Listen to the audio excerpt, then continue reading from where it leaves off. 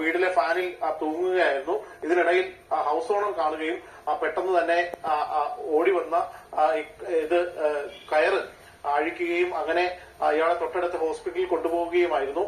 ഇയാൾ പറയുന്നുണ്ട് ജീവിക്കാൻ പറ്റുന്നില്ല.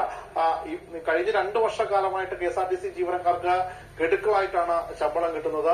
ഈ ഗഡുക്കളായിട്ട് കിട്ടുന്ന തുക കൊണ്ട് ഇവർക്ക് മുന്നോട്ട് പോകാൻ പറ്റാത്ത സ്ഥിതിവിശേഷം എന്ന് പറഞ്ഞാൽ ഈ KSRTCക്ക് അകത്ത് തന്നെ ഇവർക്ക് ഒരു സൊസൈറ്റി ഉണ്ട്. ആ സൊസൈറ്റിയിൽ ഇവർ ലോൺ എടുത്തിട്ടുണ്ട്. പക്ഷേ ആ ലോൺ ശമ്പളം ഗഡുക്കളായി തരുമ്പോഴും ലോണിന്റെ തുക പൂർണ്ണമായിട്ടും പിടിക്കുകയാണ്. അങ്ങനെ പിടിക്കുമ്പോൾ ഈ 1 മാസത്തോളം പെൻഡിങ് നിലവിലുണ്ട്. ഈ ഏപ്രിൽ മാസ ശമ്പളമാണ് ഈ കഴിഞ്ഞ ദിവസം 19-ന് കിട്ടിയത്. അപ്പോഴും മെയ് മാസ ശമ്പളം കിട്ടിയിട്ടില്ല.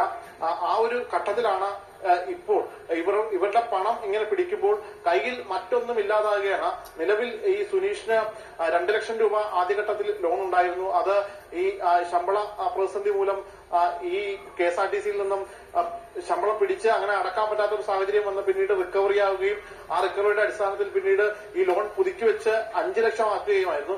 ഈ 5 ലക്ഷത്തിന് ആനുപാതികമായിട്ടുള്ള തുക പിടിക്കുമ്പോൾ കയ്യിൽ മറ്റൊന്നും ഇല്ലാതാവുന്ന ഒരവസ്ഥയിലേക്ക് പോകുന്നു. അതായത് ഈ KSRTC ജീവനക്കാരുടെ ശമ്പളം ഈ ഗഡുക്കളായിട്ട് കൊടുക്കാൻ 5-ാം തീയതി പറഞ്ഞ ശമ്പളമാണ് ഇപ്പോൾ 19-ാം തീയതിയിലേക്ക് മാറി വരുന്നത്. അങ്ങനെ വരുമ്പോൾ വീട്ടിലെ നിത്യജീവിതം പോലും കഴിയാൻ പറ്റാത്ത ഒരു സാഹചര്യം KSRTC ജീവനക്കാർക്കുണ്ടാകുന്നു. ഇദ്ദേഹം ഡ്രൈവറാണ്, ചെറായി സ്വദേശിയാണ്. നിലവിൽ ഇപ്പോൾ അദ്ദേഹത്തിന്റെ ആരോഗ്യനിലയിൽ മറ്റ് പ്രശ്നങ്ങളൊന്നുമില്ല എന്നാണ് അറിയാൻ കഴിഞ്ഞിട്ടുള്ളത്. പക്ഷേ പൊതുവെ ഈ KSRTCയിലെ ഇത് ഒരാളുടെ മാത്രം പ്രശ്നമല്ല എന്നാണ് ഈ KSRTC മേഖലയിൽ പണിയെടുക്കുന്ന തൊഴിലെടുക്കുന്ന ആളുകൾ നമ്മോട് പങ്കുവെക്കുന്നത്. അക്ഷയ.